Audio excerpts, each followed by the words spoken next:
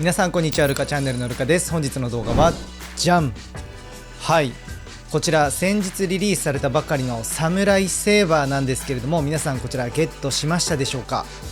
今回ですね、ユニークラインから登場した開閉ギミックによる性能変化がコンセプトとしていたんですけれども、アタックタイプとしての性能っていうのは正直ね期待はできないのかなと。これはね僕の正直な感想ではあるんだけど、とは言いつつブレードのね単体で見た時の形状はどちらかというとね滑らかな形状です。でこちらバトルでのね実用性に関してですけれども、ディフェンシティブなね役割をね持たせたいなと個人的には思っております。そんなわけで今回はこちらサムライセーバーの新しいパーツを使ったねカスタムを今からご紹介していきたいなと思っております。ぜひですね最後までご覧になってください。まず最初にですねこちらのサムライセーバーのブレードの特徴をざっくりご説明した上で、こんな感じでね今回運用するのがいいんではないかというね、カスタムの具体的な良かった点とかネガティブな点、そんなね僕の意見をしっかり皆さんにお伝えしたいなと思っております。それではまずこちらのサムライセイバー、こちらのブレードのね特徴からお話ししていきます。まずは重量ですね。重量は 36g 台となっております。これはですねウィザードロットよりも約 1g 弱かな重い個体となっておりまして、重量級とはねならなかったんだけれども、最低限の重量スペックをキープしております。でブレードの形状はですけれどもアタックタイプと、今回言いつつも全体的にかなりなだらか、真横から見てもアタックタイプらしさをね感じない印象です。この開閉ギミックによる相手との当たり方でアタック力を変化させるコンセプトではあったんだけれども、あまりね今回そのギミックによる恩恵を感じられなかったっていうのが僕の率直な感想です。今回ですね僕がサムライセーバーに求めている役割としてはアタックベイに対してディフェンシブなね運用をしつつスピンで1ポイントをね獲得することを期待したいなというふうに思っております。それでは今回ご紹介するカスタム、まずはこちらになります。サムライセーバー 960E。 はい、こちら大型のガイドがついた設計で姿勢をキープしやすく、エクストリームダッシュ時に軸先が浮き上がりスマッシュ攻撃が可能ということで、アタックに対してディフェンシブなブレードと姿勢保持の性能が高いビットを合わせることでスピンをね取るためのカスタムになっております。前半はですねこのなだらかなブレードでアタックを耐えてスタミナで勝つみたいなコンセプト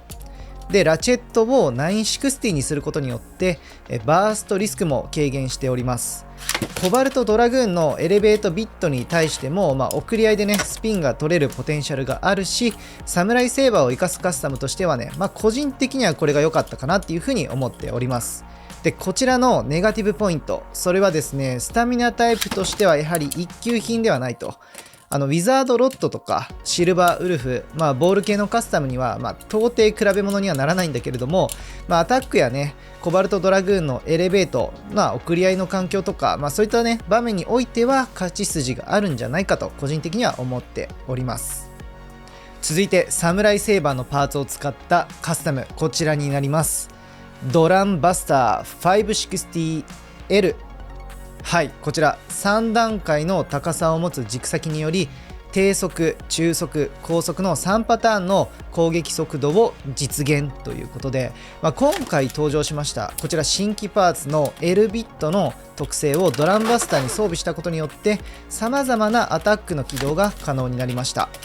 一撃特化されたこのブレードっていうのはもはやね説明不要だと思うんだけれども、アタックが当たればねもう破壊的な打撃力で相手を弾き飛ばすことに優れています。序盤の回転力が高く、勢いある状態でのパワーっていうのはもちろんあるし、後半の回転力が落ちた状況でも相手を弾き飛ばす可能性があると思っております。この L ビットの太い軸先によって姿勢保持もある程度はできるので、最後までねアタックのチャンスを期待できるカスタムになっているかと思います。はい、本日はこちらのベイブレード X から最新ベイのサムライセーバーのねこの新規パーツを使った最新カスタマイズについて皆さんにお話ししていきました。正直ワンベイとかでは使わないかな。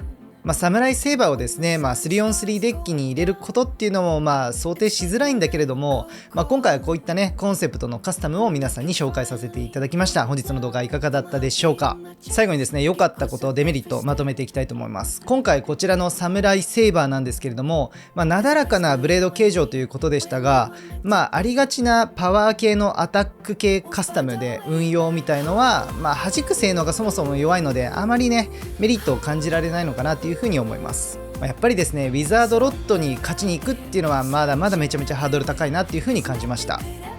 とはいえ今回ね、アタックとしての運用ではなくディフェンシブな運用、それから送り合いができるといったねエレベートビットを使ったことによって、可能性はね、少なからずも示せたんじゃないかなという個人的には思っております。